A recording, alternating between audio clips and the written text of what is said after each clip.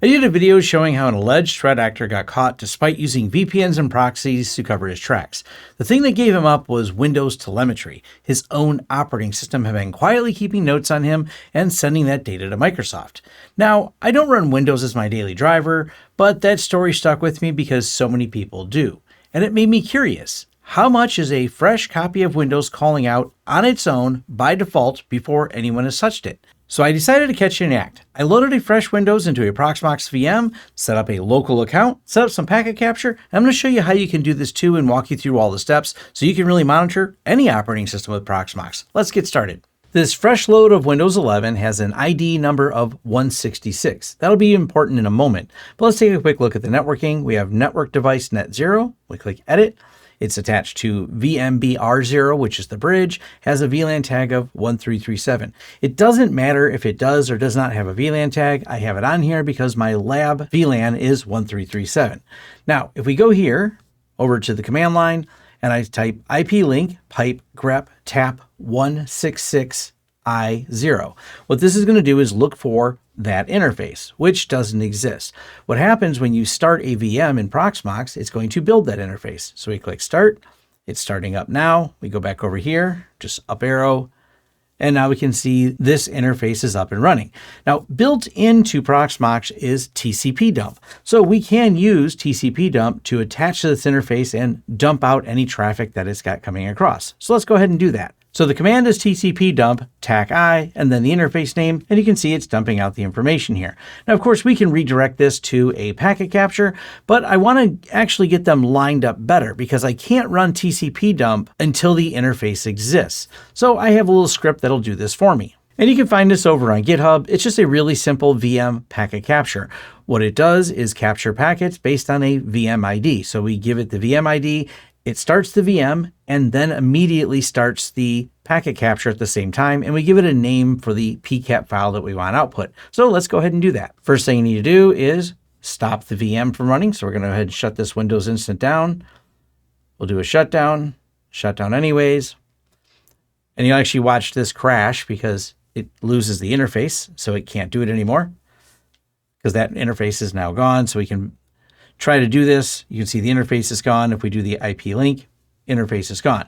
But if we run the script, it's going to start the VM and do the packet capture. Let's go ahead and do that. I call the script capture VM packets. We give it the VM ID, and then we give it a name, test1.pcap. And you'll see in the background here, it's starting the VM, and you notice the VM in the background starting now, and it is booting up, listening on the device, and it's creating this PCAP file. Now that Windows booted up, let's log in. We'll give it a few minutes here just to collect a little bit of telemetry, and then I'm just going to go and shut it back down. And now let's see what it collected. Now to get that file back over to my system so I can analyze it, I'm going to use scp pve-ryzen 3, name of the system in my lab that I'm using here, /root/test1.pcap, and then just period means bring the file over here and give it the same name. So now that I have that file, I can open up Wireshark, for example, and take a look at it. So let's try that first. Now, because tcpdump started the moment the VM started, it has all of the packets, including the first requests, which are going to be like your DHCP offer request, where it's doing the discovery, offer, request, acknowledge, sets its IP address, and from there we have all the other data that was collected. And if we were to filter, for example, for just TLS handshake extension server name, press enter, you can see, even though this system has a local account and even though I set to minimize the telemetry, so I'm setting my privacy settings, didn't want to give it my location or anything, it still has quite a few sites that it reaches out to. And then from here, you could dig in further for whatever more in-depth knowledge you wanted to gain from this. Alternatively, if you're looking for something that might be a little bit easier to use, Doug Burk has this project called Socrates, or I think Socrates, but he has it Socrates, or Security Onion Containerized Rapid Analysis of Threats, Evil, and Sus. A little bit of acronym going on there, but no, this is not some random vibe-coded project that someone came up with.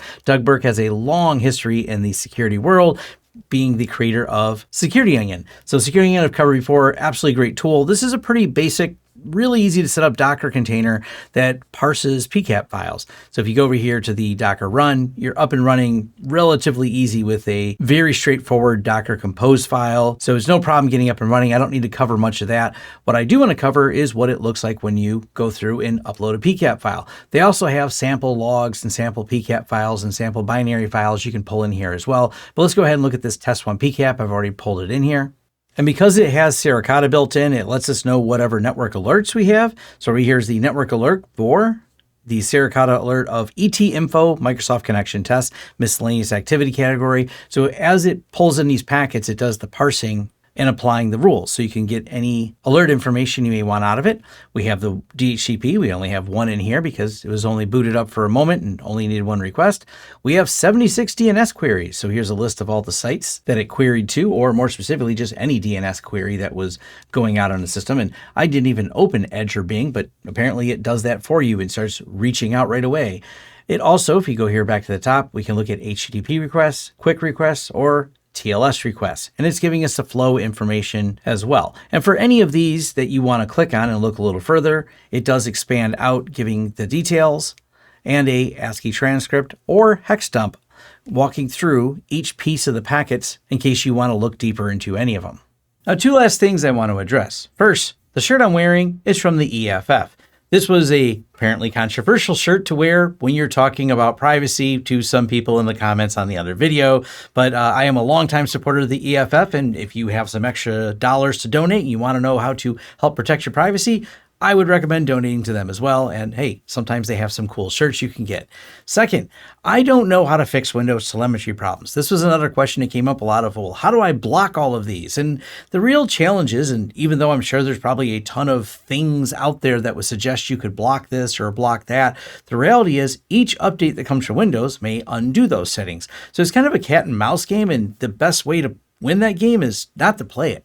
Don't use Windows as my answer if you are worried about all the telemetry inside of it. I don't like it. I don't agree with it. I do know it's something we have to deal with in the business world because I support customers that are using Windows systems and I just deal with the reality of it. I think awareness is really important so you know that these systems could be tracking you, and well, could be is probably reach. We'll say are tracking you. Could be sounds too nice for the level of tracking that's built into Windows and the amount of telemetry it sends out. So I'm not going to really play the cat and mouse game or try to do it, and really be careful before clicking on any software that claims it will lock out Windows telemetry because so many people are looking for this. I'm sure there's a ton of malware filled crapware that will either take money from you or extort you in some other way if you tried to load it. So I would shy away from all those. I just don't know any legit ones I would put my name on. I'm not saying they don't exist. I'm just saying I'm not aware of them. But back to me not really being a Windows person, I'm a lot more of a Linux person when it comes to privacy because I feel I can trust that operating system just a little bit more. But leave your thoughts and comments down below. Let me know what you think of this video. Let me know what you think of the Proxmox packet capture. Did you know it was that simple to capture packets in Proxmox? And did you ever hear before this of the Socrates or Socrates is how I'm saying that. Words are hard sometimes. Feel free to leave comments on my enunciation of things. Head over to my forums for a more in-depth discussion on this and other topics. And I'll see you online. Connect me on the socials at lawrencesystems.com. All right, thanks.